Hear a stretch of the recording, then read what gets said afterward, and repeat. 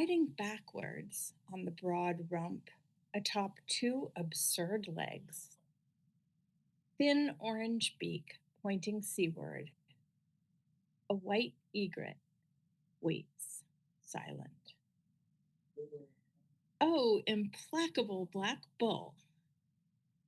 Oh, unflappable white bird! A gust, and limbs are loosed. The bull lurches forward in the dry grass. The egret's long wings pull upward.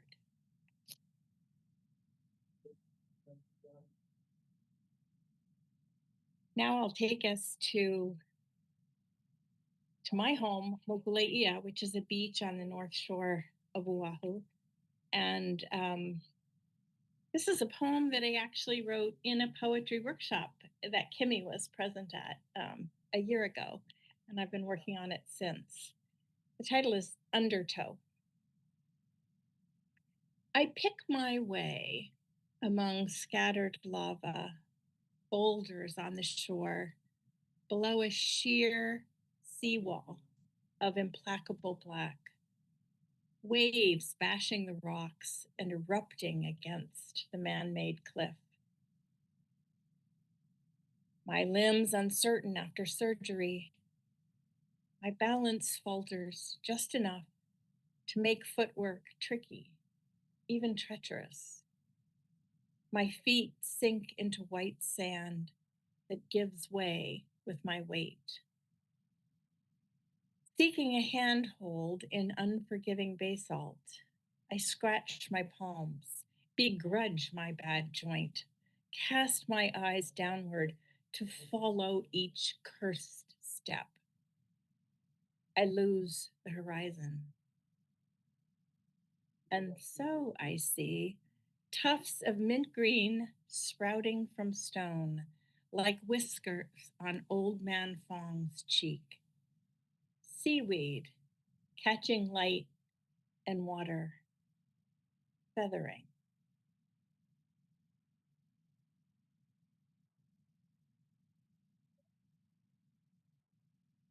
Staying in my hometown. Uh, the town itself is called Waialua. And as I mentioned, this is the place where much was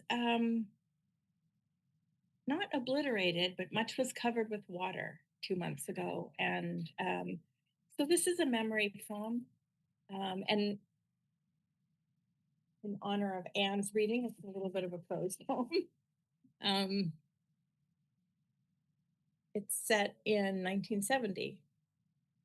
And the title is Waialua Pool. Summer of skin and sun and water. Shower trees hug the perimeter of the rec center field, dropping their gold flakes. Sunlight veins the turquoise surface. Trade winds make the crystalline lines shift and shimmer. Local kids, Yvette, Billy Boy, Calais, Susie, Junior, Joey, and me, all of us on the verge of adolescence, used to the open ocean, learning to stay in our lanes.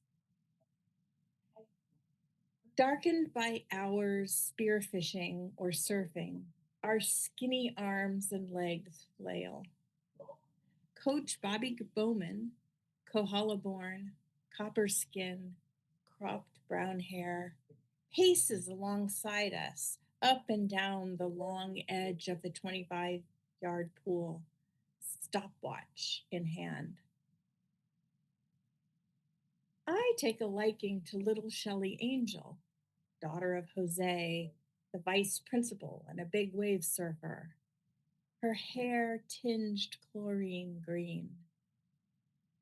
Show her how to dive, first from a kneel, then a crouch, then a bent over stance, me flicking her feet up, straightening the jackknife.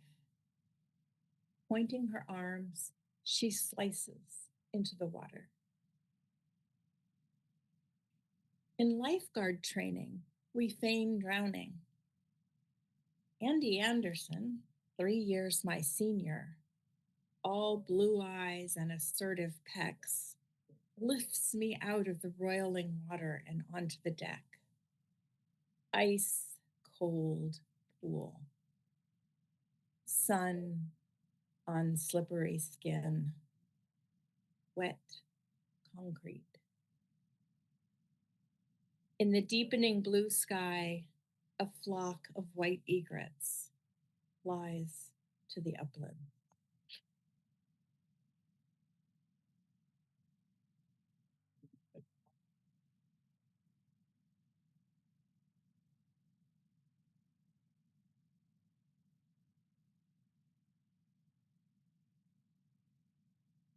Sometimes, and this is a little trickier for me, I want to write a poem about a big subject, maybe like climate change. And I try to do it um, through this particular place. Um, and again, I'm so happy to read these poems to you because I don't, sometimes I'm not sure how these things work. How the images from Hawaii work in a larger context. So here's my poem called Job's Tears, Haleiwa. And I have to say, I owe a debt to Derek Walcott on this one. And I might just say a word about that.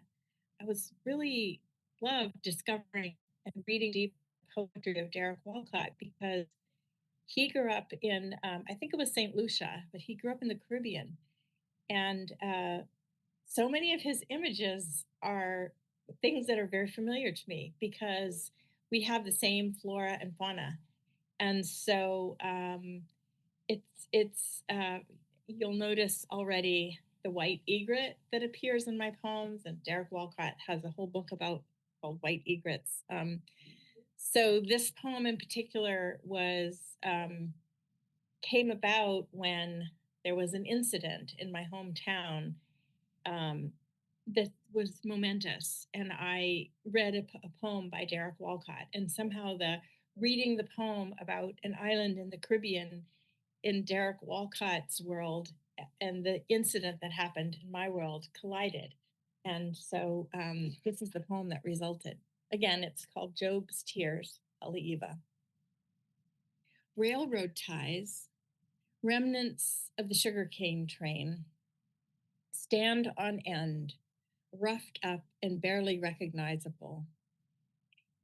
Here and there, a rusted spike meant to hold in burnt sienna soil. Keep the volcanic cinder from spilling into coarse white sand 5 feet below. Strange physics.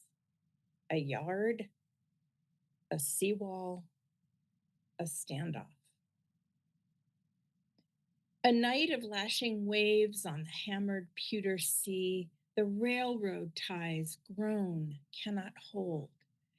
Bent over men lurch from house to beach, swearing at the plundering sea. I've lived here my whole life. The ocean has never been like this. Red soil of a carefully tended yard seeps onto the sand like entrails of a gored animal. The rains reach the uplands, make a racket on the roofs of crucified tin, fill the cups of the wood roses that crowd the ravines. The wind bends the long grasses, forcing them to let go of Job's tears, those dove gray pearls, perfect for homemade rosaries. In the silvery drizzle, a pair of Marine helicopters flying low on maneuvers over choppy surf, their pilots poorly trained in night vision, collide in a fireball. a terrifying clap on an island never visited by thunder. Wooden beach houses shudder, a concussion felt in the bone. 12 bodies lost at sea. Days later, men in fatigues and well laced boots crunch over ironwood needles. Ravaged false kamani leaves, teams of 3 and 6 scanning the sea for a glint of metal, lowering their eyes to the sand, looking for a scrap of khaki or a belt or an olive colored cap or anything. A fisherman salvaging ties surveys his ruptured seawall, the crater in his yard, sees the soldiers, heads angled as if in prayer, counts his blessings. The frigate bird, the Eva, cries out, flies home. Crabs hasten across the sand, finding refuge in the unchastened waves.